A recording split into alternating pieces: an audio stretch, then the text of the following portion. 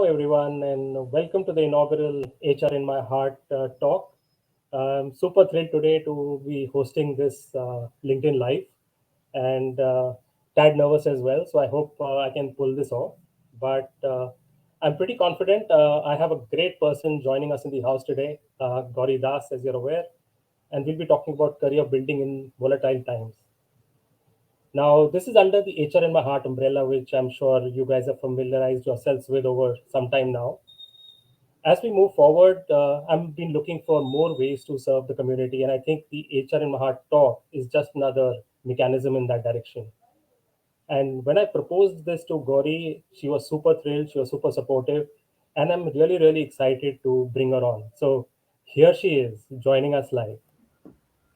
Hey Thank you so Vikas, much, Gauri. thank you so much Vikas. I'm so honored to be your first guest and congratulations on this new initiative and you will pull it off like a breeze Thank you so much. I hope I can live up to that. for sure. You know that you and I have known each other now thanks to the pandemic. It's been over 2.5 years of knowing each other virtually, and Yes. I've always admired the way you have presented yourself and HR. So it was just apt for me to kind of encourage and hope that you would join me in this endeavor. So thank you from the bottom of my heart. Thanks and your heart is HR so we are connected anyways. Thank you so much. So, Gauri, for those of you who don't know, and I'm sure they might be at best maybe one or two people who don't, is a very, very well known name in the space of HR and people development. She has a very, very impressive CV.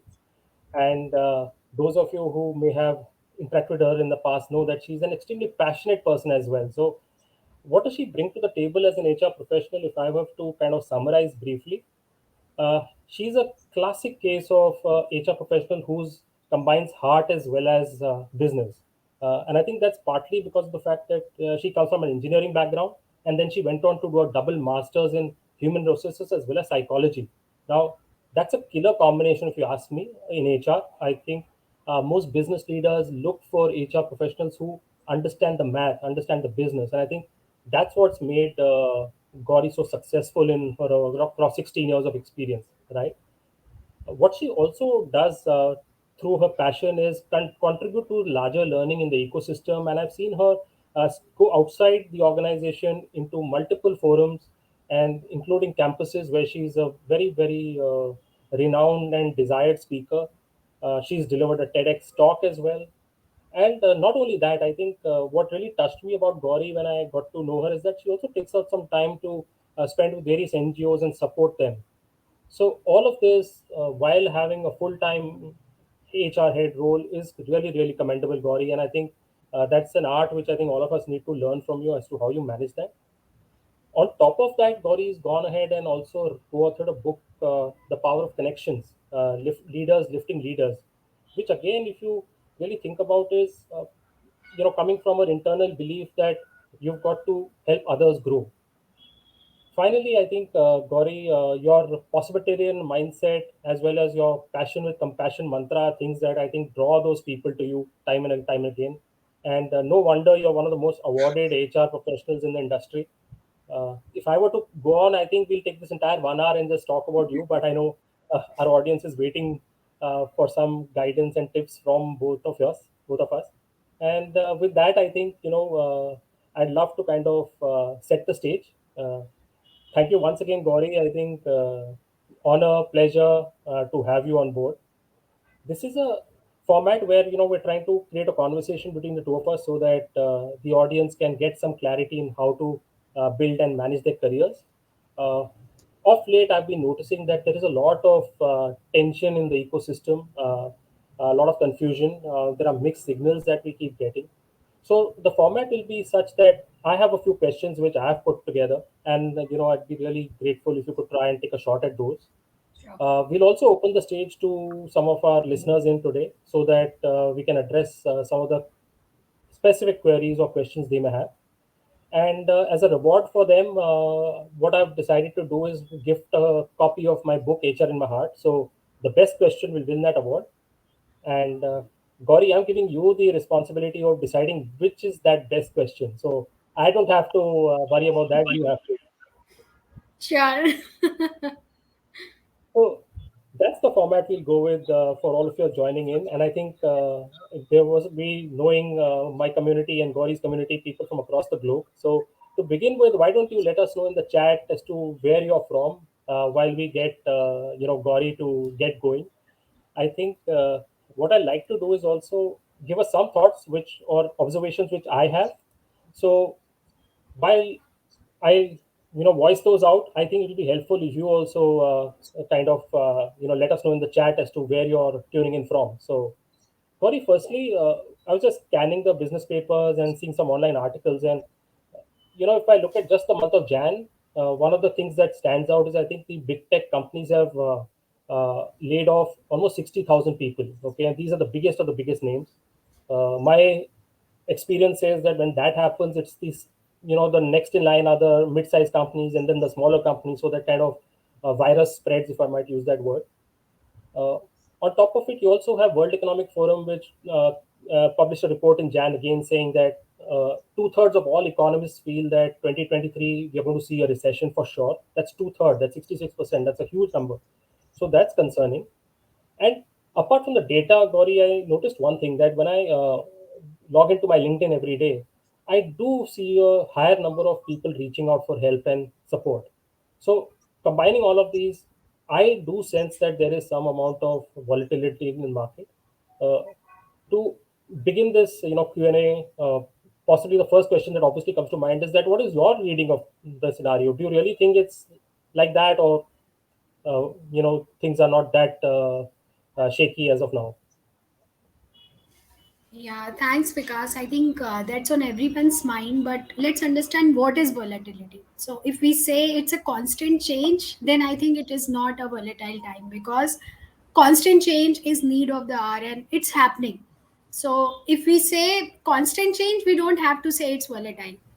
That said, it's very sector specific what's happening this time. So, like, you are seeing many people reaching out to you because you are representing IT currently, right? But during lockdown, what we saw was even much more. So it's now a habit. But if you talk to a hospitality professional today, for them these are best of the times, right? If you look at the index, like Monster Index for last month, BFSI, construction, hospitality, these were some of the hiring industries, and the number moved up till 19, 20, 25% also. So Okay. everything is changing for sure. In those terms, it is volatile. But industry is also, like, if we become too focused on a particular industry, then yes, things are difficult, really, really difficult. The kind of layoff that we saw in first month of 2023, we had not seen it for many years, except when we talk about COVID. And where has it reached? It has reached the largest organizations in the world. I mean, people spent years to get into Google or Facebook or kind of companies, right? But they are laying off currently. Amazon, we all know how famous or infamous they are for 12, 13 rounds of interview, but even their layoffs are happening. So it is widespread, it is volatile for sure. But at the same time, we have people who are making the biggest of bonuses this season. Even if you look at the hiring, sorry, the increases, the average is Hmm. 9.9%, 9.7%. Last year it was 9.9%. So very different for each and every industry. But if we say volatile is change, it is there. It is definitely there, and we need to be ready for it. Super.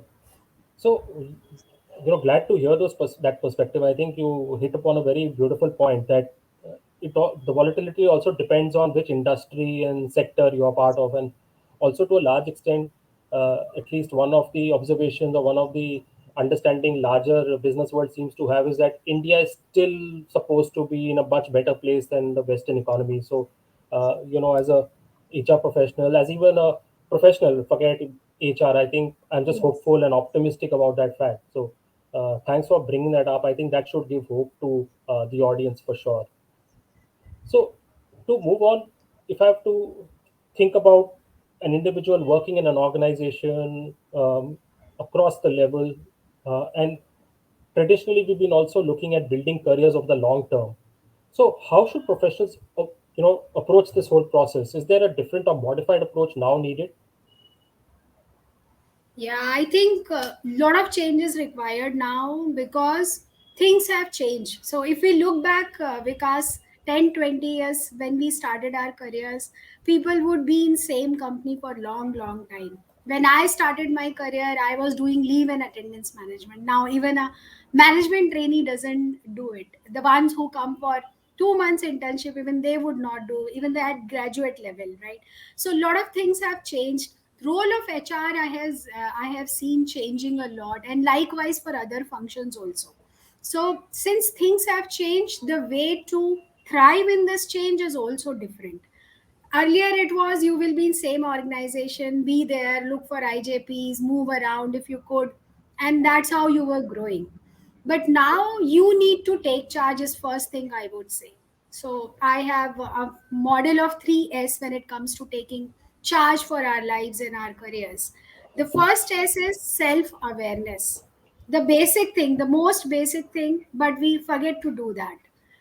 Now, what is self awareness? Knowing our areas of improvement, knowing our weaknesses, and also knowing our strengths. Since childhood, we have been conditioned to look at only areas of improvement. We had the report card in our hand, and first thing would be kisme marks kamaye. So our whole focus will go to where we have not done well. And in the process, we will forget where we have actually excelled, and we can do even better in those areas. Right? So, first thing for us is to understand what is our strength, what is our areas of improvement, and start from there. So what do we bring to table is very important when we look at it from in terms of career, when we look at it in terms of our careers and going forward in the organizations, Mhm. because the value that I was adding as leave and attendance management would not have any value today, right? So I need to bring Sure. a different value to the table. So that is first thing. Know what you are bringing, what you like also. You mentioned I am an engineer, but by third year I realized coding is not for me. I cannot stay away from people and be only with machines. So I changed myself and I moved to HR and then psychology, like you rightly mentioned. So and know what you are good at and what do you want to do. Once you know yourself, accept yourself is second step. I have seen people who don't even like the Gallup strength scores, top 5 strengths, right? And Yeah. people would say, no, I wanted to have communication skill as my strength, but I am good at execution. So accepting ourselves with all the flaws that we have, all the imperfections that we have is not easy, but do that, because unless you do it, you would not be able to move forward towards the final step. And the third step is where we have to take charge, self leadership. Organizations will invest in you to a certain extent, but you cannot rely on them for all your learnings. And in today's time, only your formal education ends. Learning doesn't end. So learn, invest in yourself, invest time, energy, money, everything in yourself. Take charge, know your locus of control, and whatever is under your control, put in your 100%, put in your best foot forward.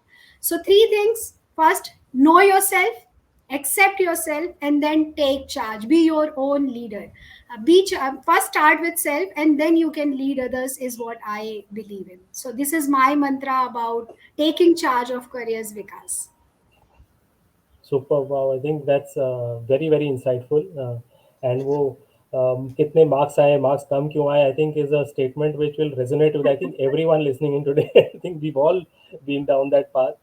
So I'm glad that you mentioned it, because yes, I agree with you. I think any change, any improvement, any growth really starts from knowing where you are currently, and that is, if someone is unaware about that, I think there can be no possibility of any Correct. further growth or movement forward from that point. So Gauri, I think that's something that I've already noted, as you mentioned the 3S model, and I can assure you I will copy it and use it somewhere.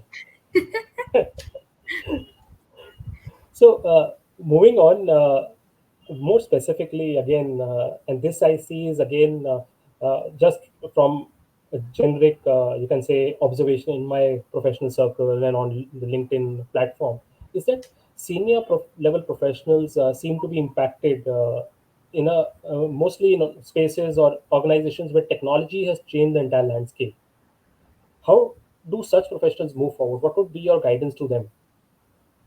Yeah, that's a very unfortunate piece that we are living longer, but our utility in terms of what we are adding to companies, they perceive it to be reducing.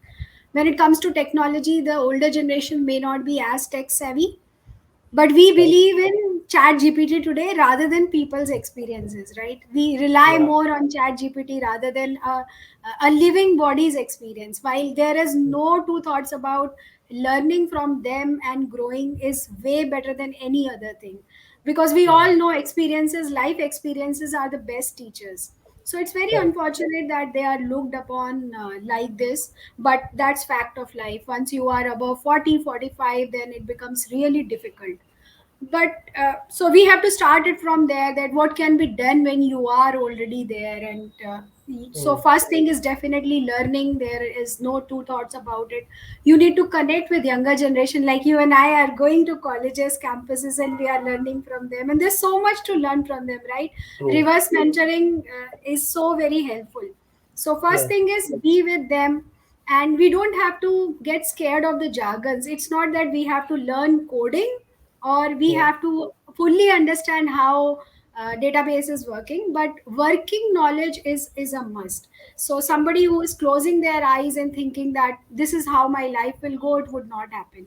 I have seen so many jobs, and I'm sure all of us would have seen that lot many jobs are not there, those were existing, those skills are of no use. Data entry operator at one point of time was so important. Dispatch department for organizations will employ people in tens or 20s or 30s.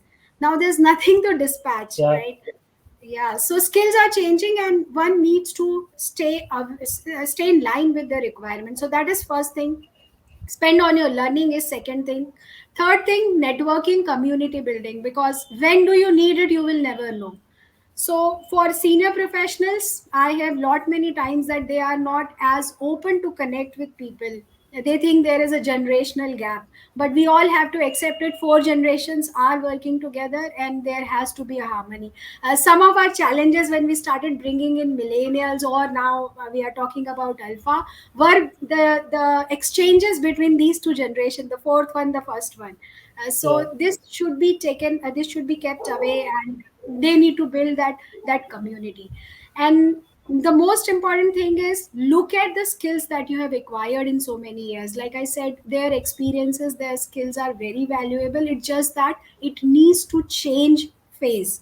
So mindset would be most important thing. If you think that I am not good enough because I am already this age or nobody is going to employ me, don't think that ways, because I strongly believe in mind being a servant for us. So whatever we keep telling to our subconscious mind, it will get it done. It will create a situation. I strongly believe that there is a universal wisdom, and our mind draws from it. So when we try telling something to our mind all the time, it is going to do that. It is going to make our thinking negative. So stay away from negativity would be another thing. And finally, don't look at only employment route of living your life. There are many other ways. I know a CXO who was a CFO at a very large organization. Hmm. Retrenchment happened, and now he is a professional speaker. I know Wow. another one who was a COO, and today he is into IT consulting. He had that core area of operations, but he had some IT learnings as well. So people can move from anywhere to anywhere. A woman I know who reached up to the level of AVP, and now she's baking cakes and she's living a happy life. So don't look at only employment route. So to summarize, I would say one would definitely be learning irrespective of age. Be with the times, technology, embrace technology. Third, I would say build that community. Next one would be don't look at only the employment route of living a happy life. look at Mm. all the perspectives, know what is good, what you can bring to table besides your regular skills, or deploy those skills like I cited the example. Super. Gauri, I couldn't agree more with you. In fact, to add to what you shared, I think moving with the times is super critical. I think for everyone, and for today, like you mentioned, maybe in the 40s, tomorrow it could be people in the 30s having to make similar Yes, shifts and changes, right? absolutely. And you can't turn the clock back. Chat Correct. GPT is here to stay, and forget Chat GPT is Chat GPT 2.0, 3.0, and so on. So it's high time, I think, all of us understand that this is the new technology available to us. You mentioned technology should be one of those factors we should leverage, and make peace with it and see how you can remold internally, mentally change to kind of make that your tool, or rather than Absolutely. getting made redundant because of that tool. So it requires a total inside out approach, again, that self awareness which you were talking about, and you know trying to construct your future in the desired direction. I also feel somehow, Gauri, that these opportunities at some point are also opportunities to kind of change your career direction, shift, make a career shift, right? So not easy, I'm not saying it is easy, but Yes. sometimes they come at a point where you could use one of these scenarios or one of these happenings to make sure that you move into a new direction which is more fulfilling to you. Like you Yes. said, uh, a job is not the only solution to livelihood or to personal satisfaction. So uh, I'm glad that you touched upon all of this. But again, when I think through this and kind of churn it in my head, the next question that's emerging is that these times are obviously challenging, right? These volatile times, and especially at that age when you have responsibilities.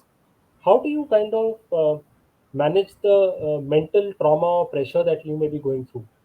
On one hand, you've got the whole health related issues where today, even if you get a flu, your entire family starts worrying that is it another COVID variant, is it something else? And we realize that when you go to the doctor also, there are new antibiotics and there are new trends these viruses are showing, where for 10 days you may not have a fever but you'll have a very bad cough.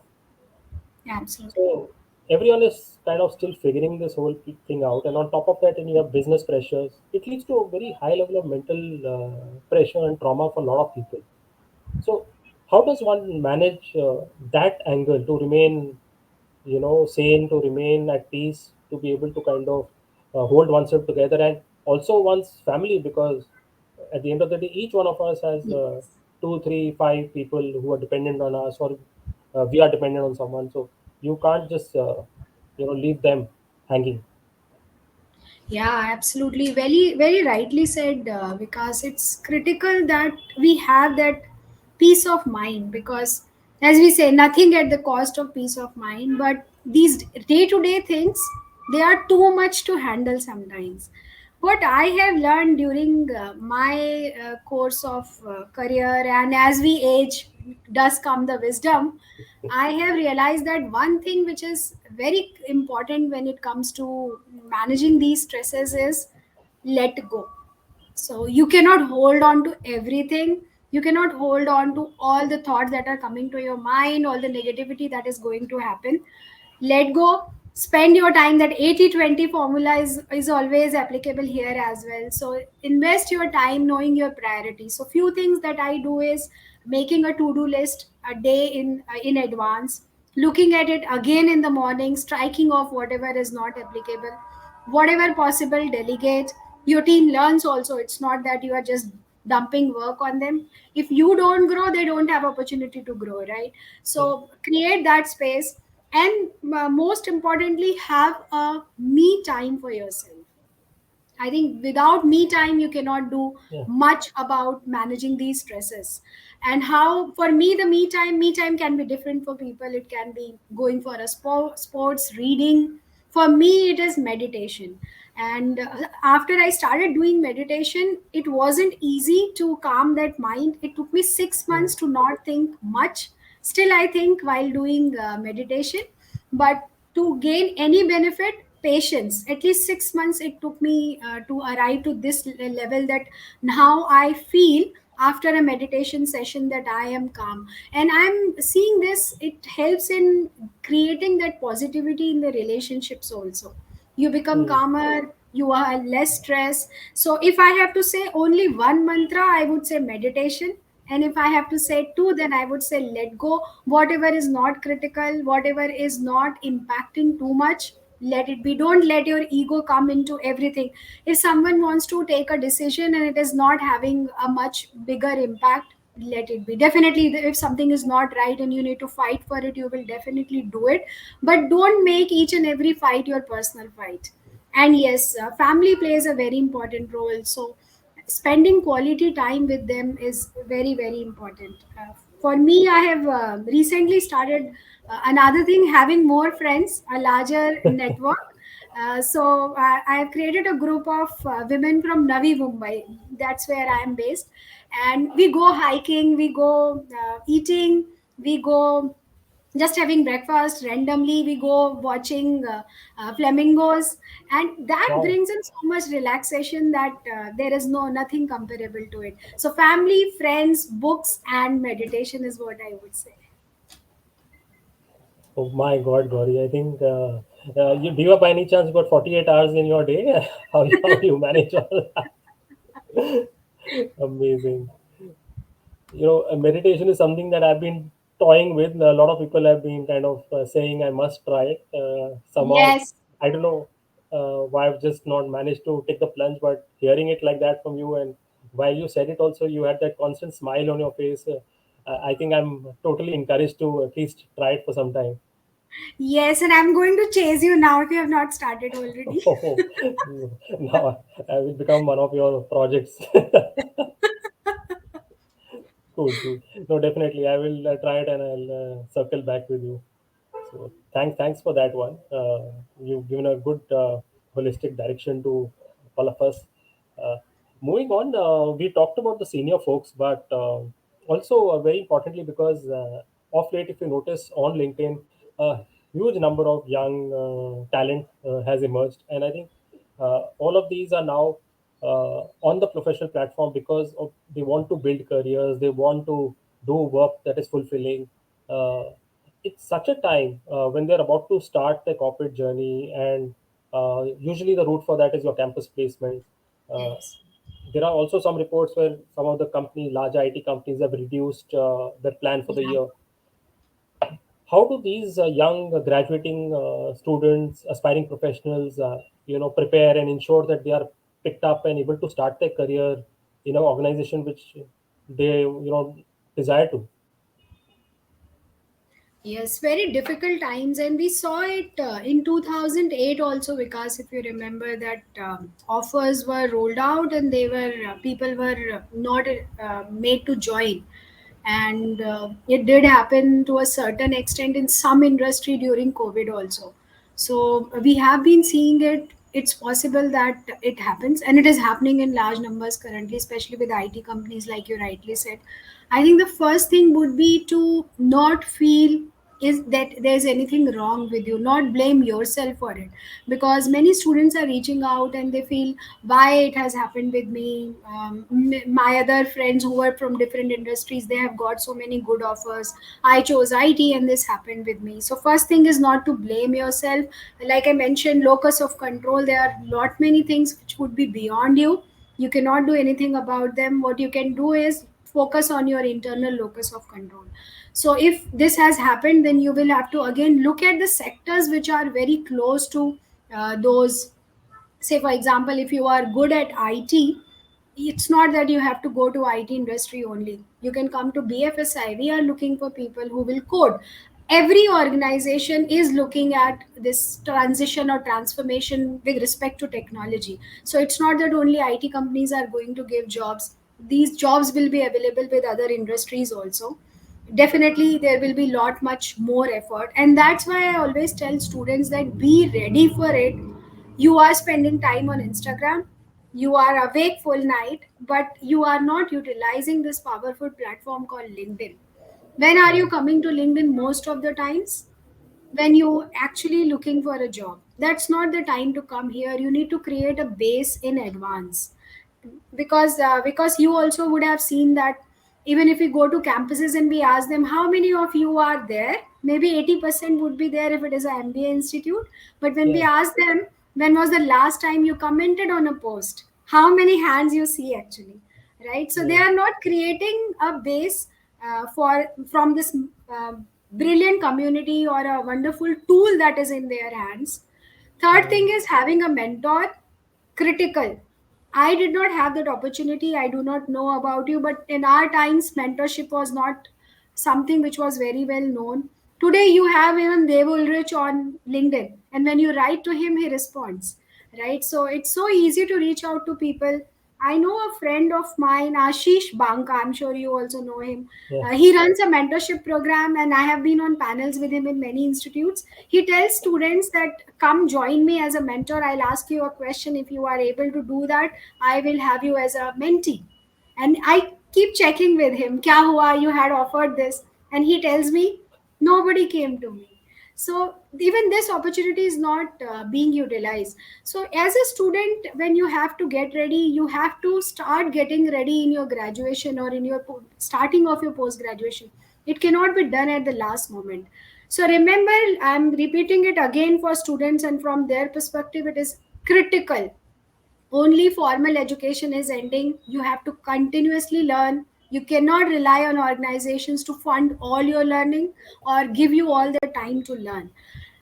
Remain connected with senior professionals who can guide you. Say for example, somebody who wants to go to hospitality industry, they need to find out, why do I want to go to this yeah, industry, what is that particular thing that excites me, and then look for some other industry which is parallel to it. Go there, as you currently you don't have the role in IT. Few years down the line, IT would be back. We have seen this cycle. It's a cycle, right? We yeah, all of us know.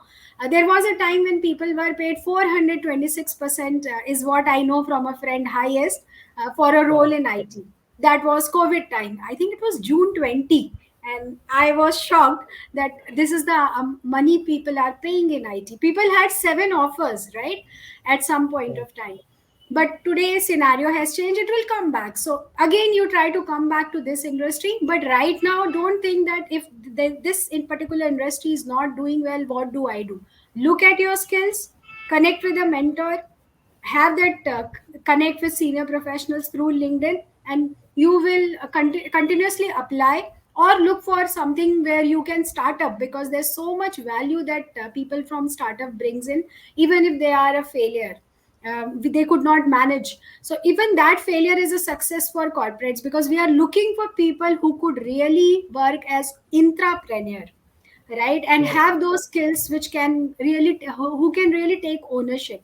So do that, and you can definitely have in a recent panel discussion, we had someone offering, a CFO offering this to students, and his offering was, for 1 year you work with me, if you can, and create something.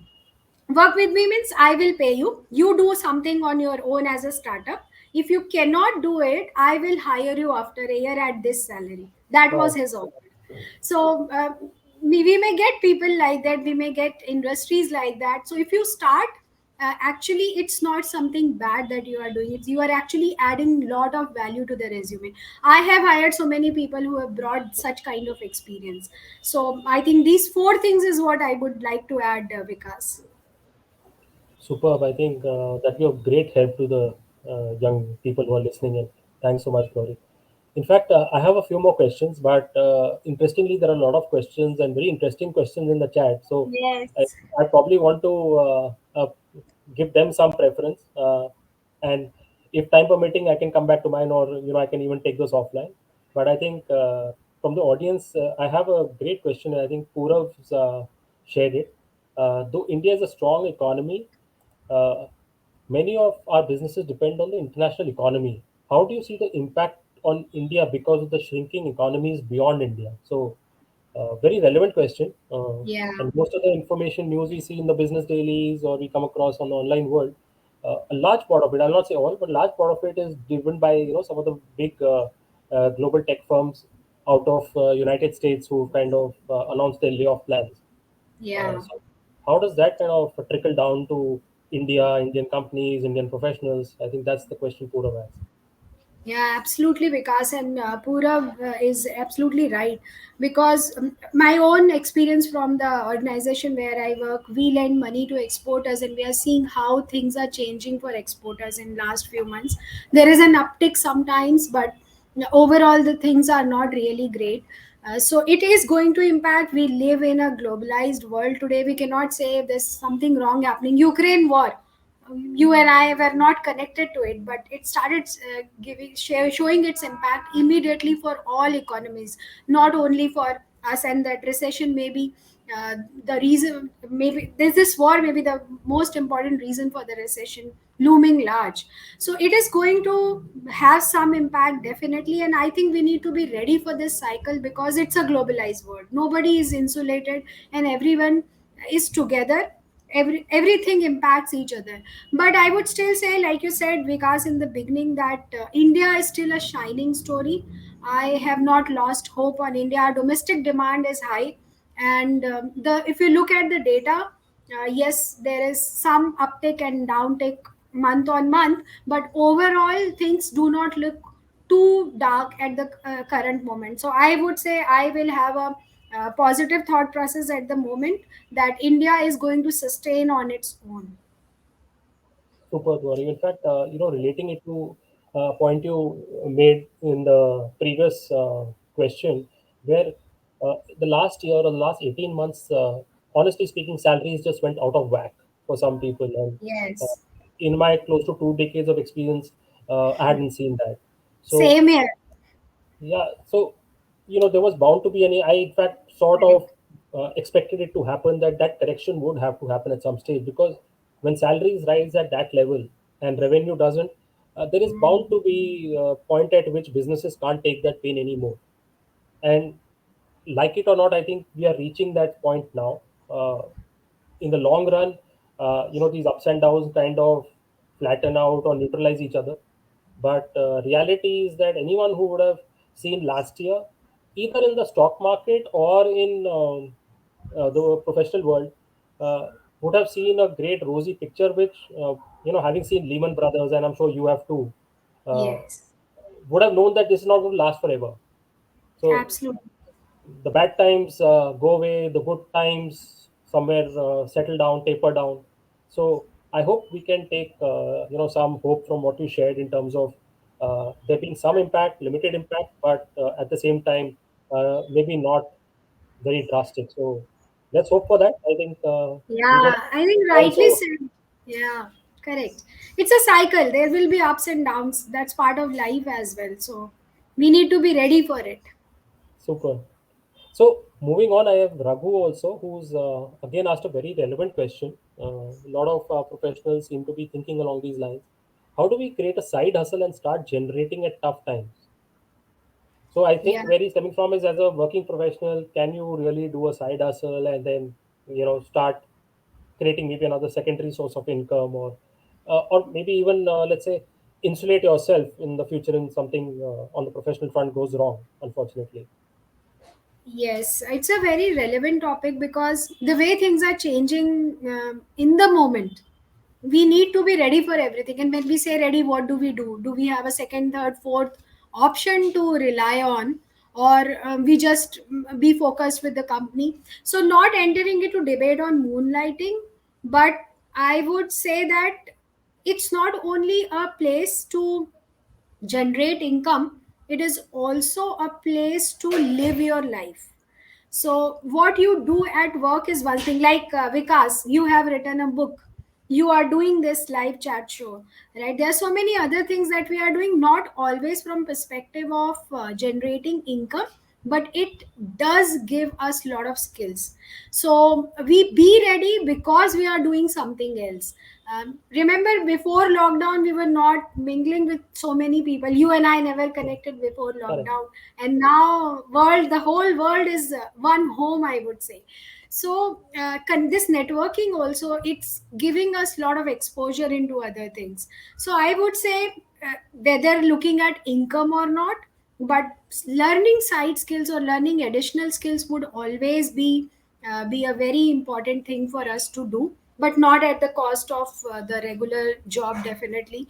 And lot many organizations have now come up with the policy where you can, we had it since 2016, you need to tell what you are planning to do, and you are given a response in 5 flat days. So you Wow. can, you could do whatever you wanted to. HR is bound to respond in 5 days. But now post moonlighting debate, lot many organizations have this policy. So I would say, tell your manager, tell your HR whatever policy asks for. Don't keep them in dark. Don't do anything unethical. But learning new skills is not bad. So by utilizing this policy, which I said in my organization, it is there since 2016. I created a group of women professionals from 5 countries. We are doing a lot of things, lot of learning there. I took up a role of national president of Wiki for future of work. So these are all connected things. What skills I am bringing from there, I am utilizing it at my work. So even it's a win-win situation for all. So I would say definitely one must look at the skills, but doing it ethically. What do you think, Vikas? No, I couldn't agree more with you, Gauri. I think that point you brought in about doing work outside of your work, in terms of whether we are writing books or on talking at campuses or whatever, is not about Yeah, earning or not about generating revenue, but more about upskilling ourselves in a way, getting more relevant, uh, staying up to trends, and frankly, I think at some point in our careers, it may deliver value in some way. So correct. that's the right way to approach a hustle when you're working professional. Play within the boundaries of ethics that you mentioned, within the boundaries that your organization allows you to. That would be super critical. So uh, once you have that understood and you operate keeping that framework in mind, I think then it's just about investing in yourself and picking up skills, knowledge, which help you stay ahead of the curve. So Yeah. totally bang on in sync with you. Thank you for that question, Rabu. We also have another great question from Varsha, and she's asking that if unfortunately one is laid off, what should be the first next step to stay sane and not overthink or lose focus? Very, very relevant question, I feel. Yeah, I think it's in line with what we just discussed, and I think the mantra should be don't blame yourself, because that's the first thing which comes to our mind. Why me is the first question that we think. I think we need to change our mindset to move from why to what. So why this happened, why me, why the situation, instead of that what next should be our thought process.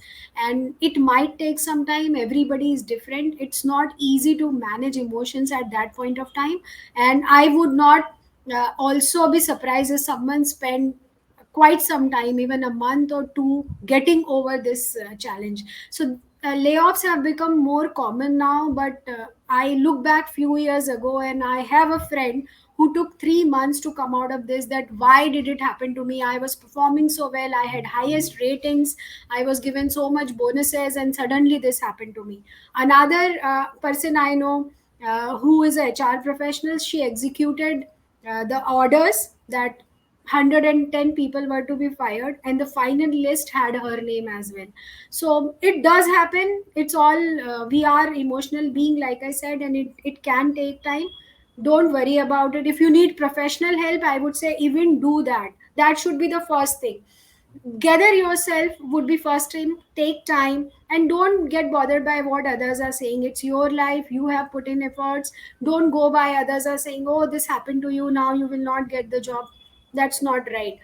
Give your mind all the positive things. So that should be in terms of emotional management, would be the first step. And second again would be looking at the skills, what I need to add, how I need to get upskilled, talking to your mentor, your friends, and finding out what's happening in the market, and then start working on it if you want to go for your own startup. Because like I cited the examples, there have been multiple examples where people found it as an opportunity and they leveraged on it, and now they are doing something great on their own.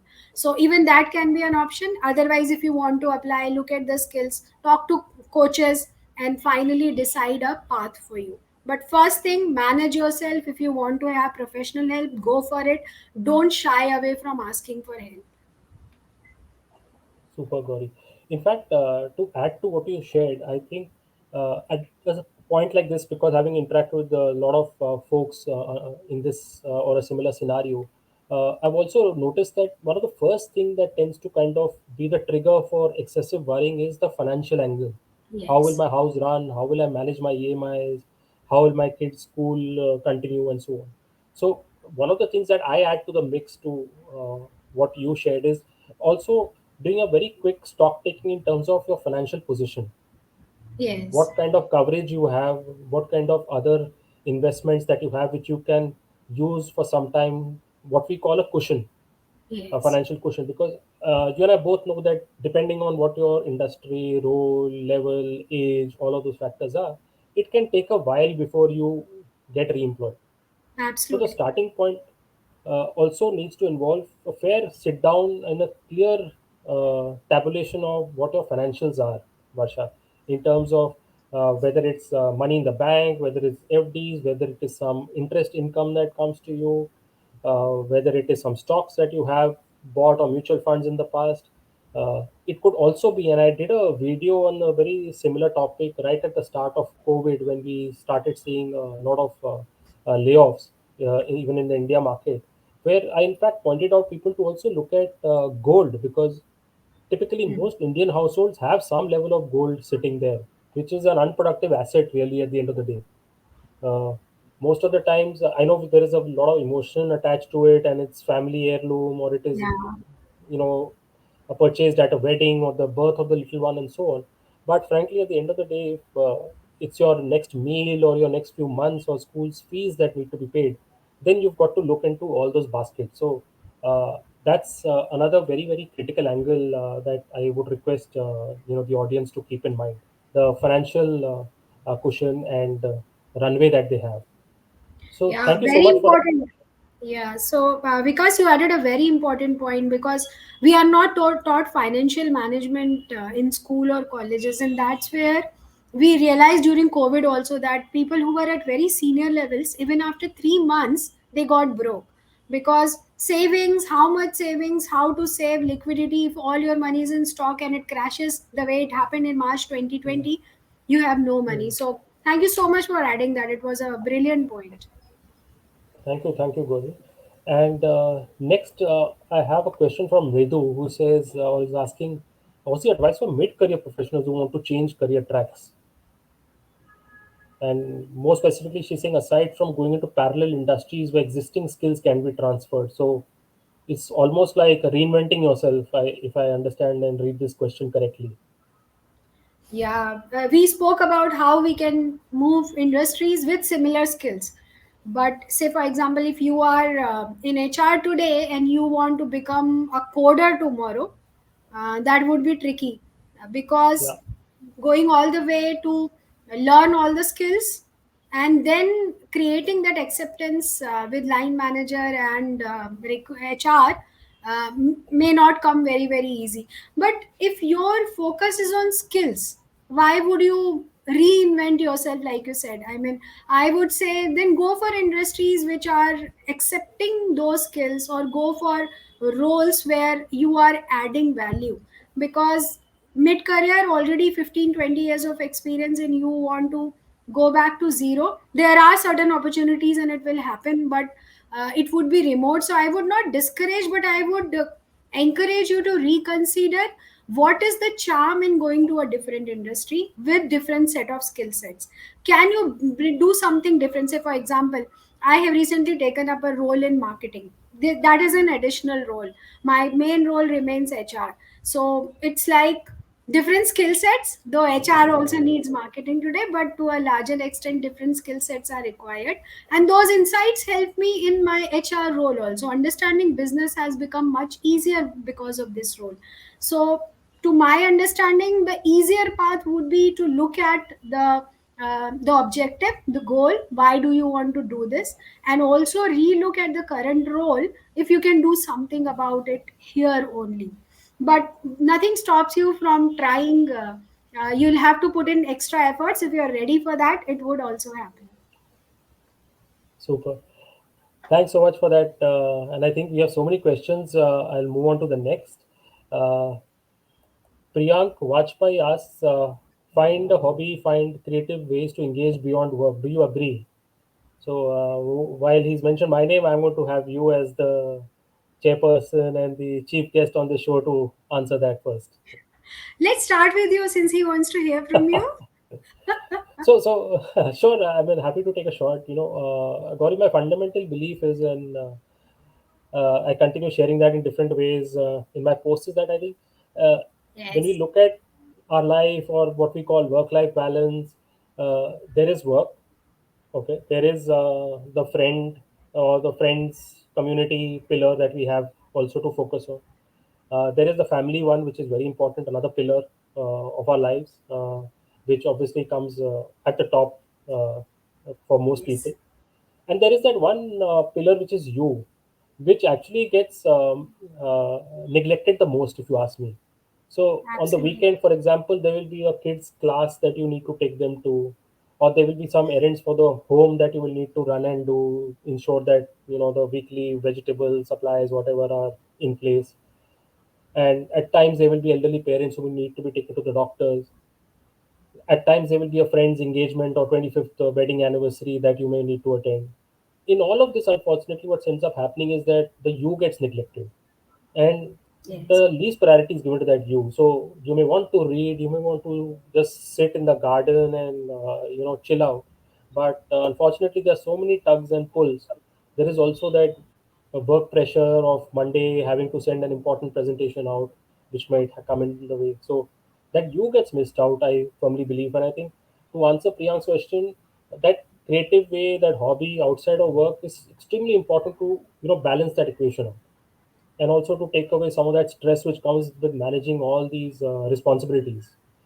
Just like work is a responsibility, so is this whole family friend situation, where at the end of the day there is love for sure, but there is a responsibility and a commitment and a duty that one has to live up to, right? So uh, a hobby, a creative outlet is a must as far as I'm concerned, Gauri.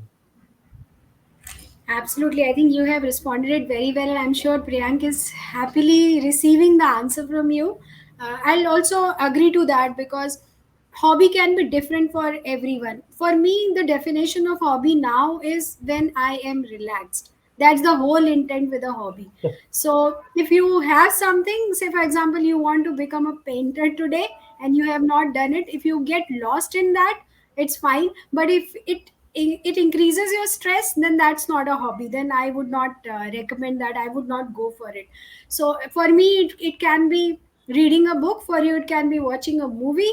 It can be going out, like I said, hiking was one of the things that I did. Yeah. So whatever you feel happy about, I think go for it, but you must have certain avenues. Kuch bhi nahi hai to talk to yourself, even that can be a hobby, but it should feel relaxing.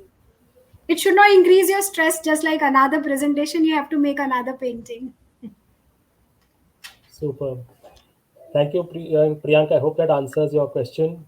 Moving on, we have a question from a young listener, Argha Dubey, who says, your tips and insights for HR enthuse and fresh graduates on way to move ahead.